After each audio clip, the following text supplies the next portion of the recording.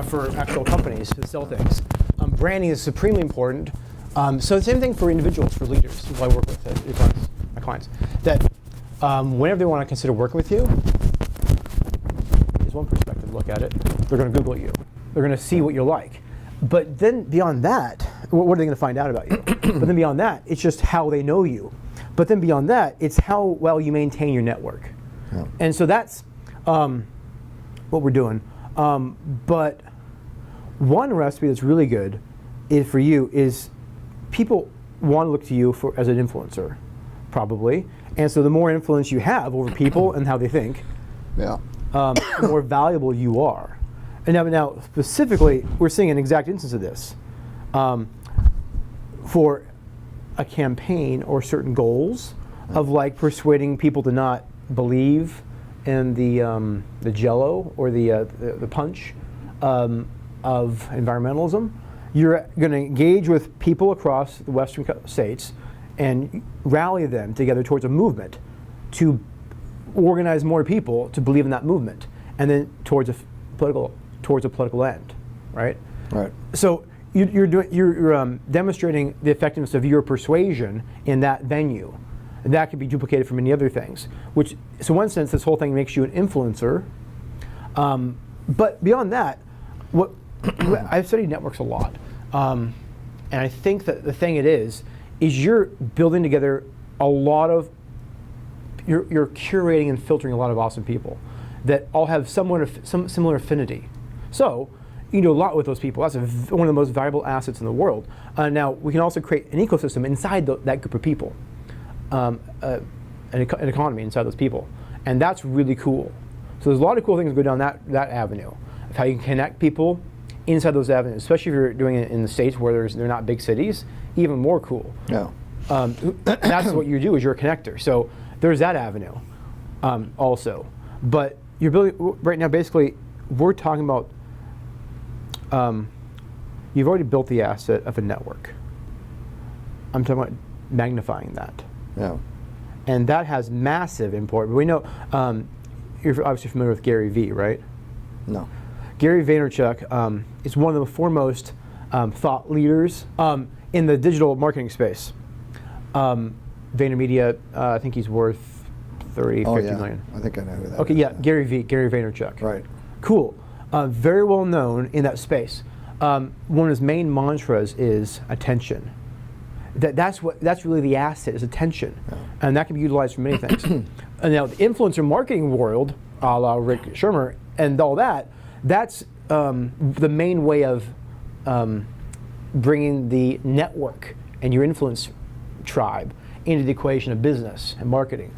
That's the main way. So you have major sway. That's what everyone's doing. So you have that, but that's not really your shtick so much. But it kind of is, I think, in that you're doing that for worldview, for a lot of things. That's all of what radio does. It's all of what everything does. So in this world, we're looking at the thing that's most germane and most valuable. Often, I think the things that don't have a price tag on them, don't have an immediate transactional value on them, turn out to be the biggest asset of all. They're just not immediately recognizable. Like you're in the world of radio. I mean, attention, media, and persuasion. That's everything you've built, everything your life off of, I think. So my thesis is that if I'm beginning now to build a brand and a following about ideas, that becomes who I am, and then it attracts people to me just like it has for you. So that's my main thesis. Yeah. Of what we're doing here is, because I look at you and I realize, I do. I ask people, David Spade, AFP chair, yeah, or Salem Radio. Oh, I know, of course I know. Oh, Prager, I know all those guys. Yeah, well, I know the guy who was behind all that. So major network, but it's true, as Rick pointed out. You don't have that many followers. So I wonder, wow, cool. We can do a lot with that. A lot of people know about you, but I don't think people are actually connected with you. Is my thought, which I don't. Yeah, I've never pursued building that out, So, especially on Twitter. Right. We had some early guys with some of our producers, like Hugh Hewitt's producer, Dwayne Patterson. He went out at that time when you could go out and just follow as many as he wanted, right? So he followed, I don't know, few million people. Yeah. He ended up with 300,000 followers on Twitter. and he was Hewitt's producer, right? But he got in before they put all the limitations on that. So a lot of the stuff is if you get in early enough, even in Facebook and other things, it was taking advantage of some of the early ways of capitalize on it before they figured out, Right. oh, people want to do that? Well, they can pay us Right. to build that. And You didn't that's know the this, new world. but I helped build the capitalism page on Facebook back in 2011, 2010. Yeah. Like the capitalism page. This guy, Mike Bronspeigel in New York, I met him at who's the author of, about the microchip? He's old. Microchip and Telecosm. Anyways, I met, good author. He wrote the book out now called After Google, Life Beyond Google. Right. Anyways, I was out at a conference with him. I met through Mike Finch in New York. I met Mike Bronspeigel. I helped Mike take the Facebook page from it was 30,000. Now it's at 1 million people. Yeah. I helped him build from about 5,000 to 30,000 in the first year. Yeah. What we did was we went around to different Facebook groups. They're all Tea Party groups, and just like people. Yeah. And they joined us.